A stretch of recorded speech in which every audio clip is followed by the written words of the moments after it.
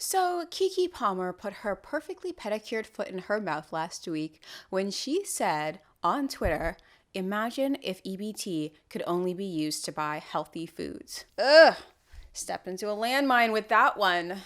Well, there's a reason why EBT can't only be used to buy healthy foods, and that's because people get to eat what they want.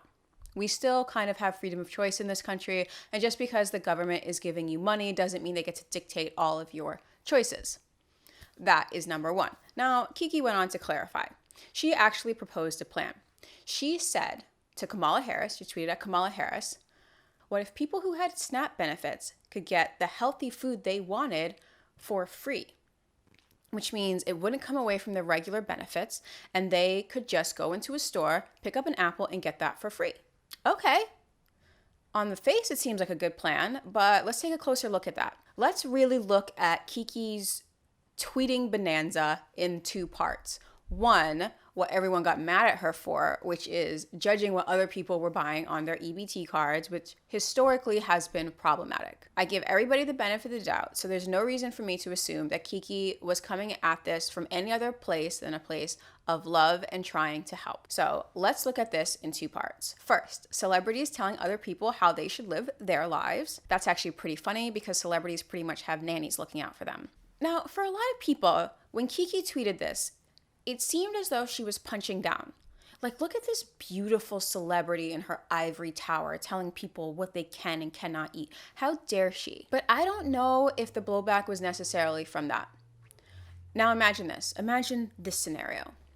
Someone not as fabulous as Keke. Somebody with a blue check mark on Twitter who is not nearly as beautiful as Keke Palmer. Imagine they tweet, what if welfare benefits can't be used to buy alcohol? Do you think they'd still get the same amount of backlash? I think they might. I think they would get quite a lot of people saying, how dare you tell people how to spend their money? You tell me, do you think people would be as upset if some rando on Twitter said you can't use welfare benefits to buy booze? The same arguments would be made. Another criticism to Keke's tweet is that a lot of people live in food deserts. Also, if you're watching from another country, this might shock you, but there are a lot of Americans who live in places that are far away from grocery stores. They may have a bodega, they might have a convenience store, but they don't have the full selection of fruits and vegetables that you really need to have a healthy diet. Let's say you manage a convenience store and you don't know how many people you're going to have on any given week. Are you really going to invest your money in apples, which go bad in a few days? Or are you going to invest in bags of Doritos, which last for months? Just for a very practical purpose, there's more processed food in these little out-of-the-way convenience stores.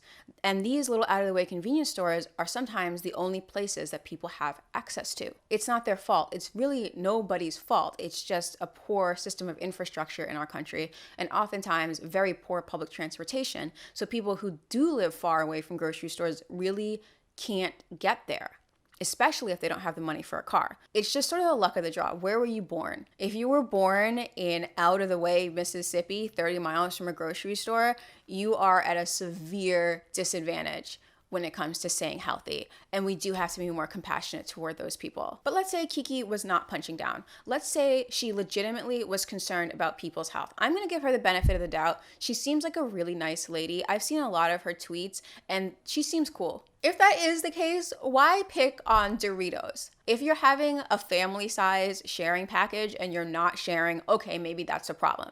But if you're having an individual package of Doritos, like the kind you buy at the store when you buy something else, I don't necessarily know if this is the end of the world. I've never seen Cool Ranch anything growing in the field. How do they make that flavor?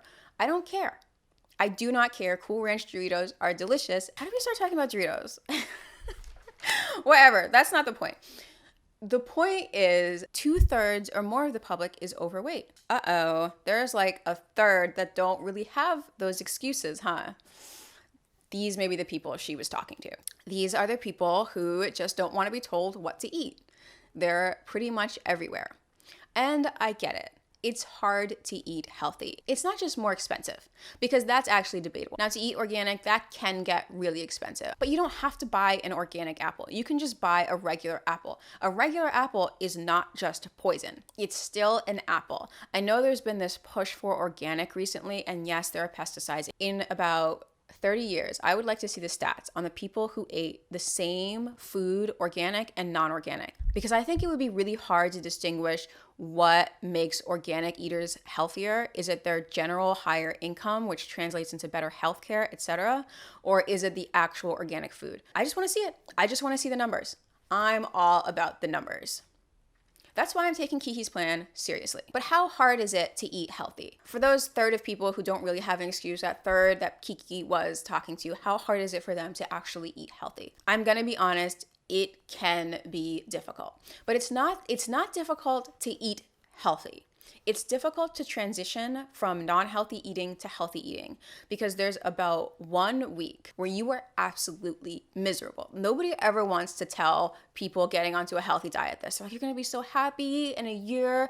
You won't be able to believe that you ever ate badly. You're just going to love your life and you're going to have all this energy and all this, and that. Like, yeah, of course. They don't tell you that the first week is absolutely miserable and you want to attack everybody who comes near you.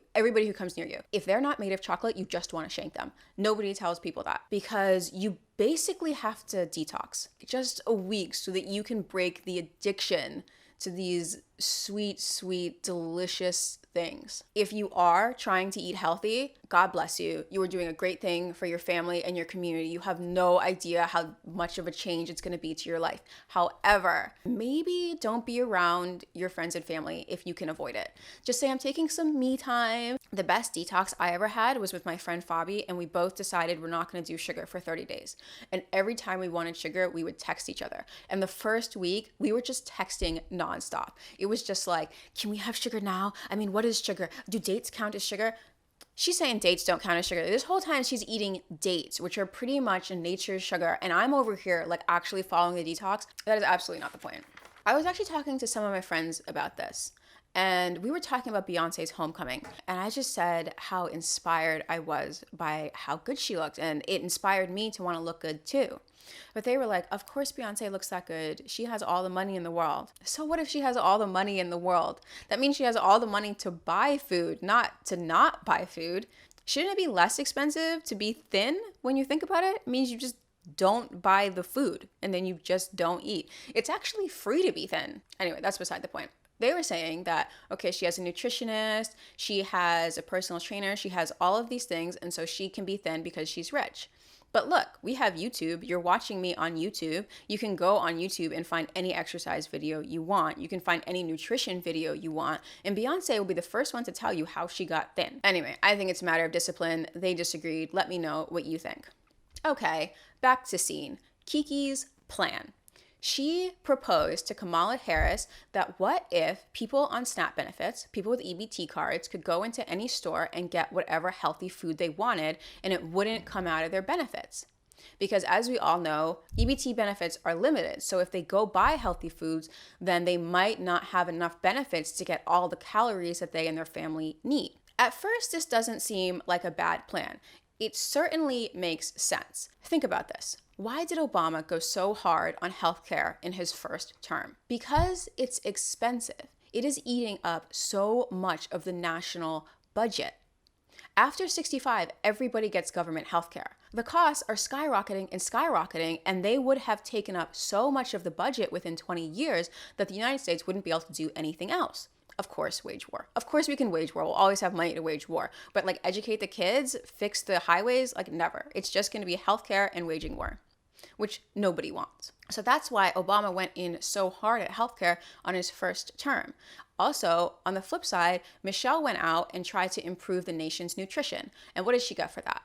So much flack. Nobody wanted to hear it. They were like, how dare you tell us what to eat, you arugula eating family, you Dijon mustard eating family. Like, it makes you a bad person to have good taste in mustard. Like, Dijon isn't even a very bougie mustard. I have a cranberry honey mustard in the fridge that is absolutely delicious.